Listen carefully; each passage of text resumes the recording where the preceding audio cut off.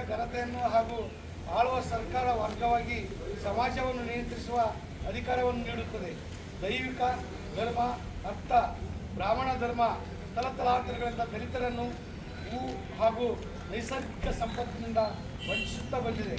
ಸ್ವತಂತ್ರ ಭಾರತದಲ್ಲಿ ದಾದಾ ಸಾಹೇಬ್ ಅಂಬೇಡ್ಕರ್ ಅವರ ಆಂದೋಲನದಿಂದಾಗಿ ದಲಿತ ದಮನಿತರಲ್ಲಿ ಬೆಳೆಯುತ್ತಿರುವ ಸಾಮಾಜಿಕ ಮತ್ತು ವರ್ಗ ಪ್ರಜ್ಞೆಯಿಂದ ಬ್ರಾಹ್ಮಣಶಾಹಿ ಬಂಡವಾಳಶಾಹಿಗಳಿಗೆ ನುಂಗಲಾರದ ತುತ್ತಾಗಿ ಪರಿಣಮಿಸಿದೆ. ಬಾಬಾ ಸಾಹೇಬ್ ಅಂಬೇಡ್ಕರ್ ಅವರ ಸೈದ್ಧಾಂತಿಕ ನೆಲೆಯಲ್ಲಿ ದಲಿತ ಚಳವಳಿ, ಭೂಮಿ, ಶಿಕ್ಷಣ, ಉದ್ಯೋಗ ಮುಂತಾದ ಮನುಷ್ಯನ ಮೂಲಭೂತ ಅವಶ್ಯಕತೆಗಾಗಿ ಆಳುವ ಪ್ರಭುತ್ವದೊಂದಿಗೆ ನಿರಂತರ ಸಂಘರ್ಷ ನಡೆಸುತ್ತಾ ಬಂದಿದೆ.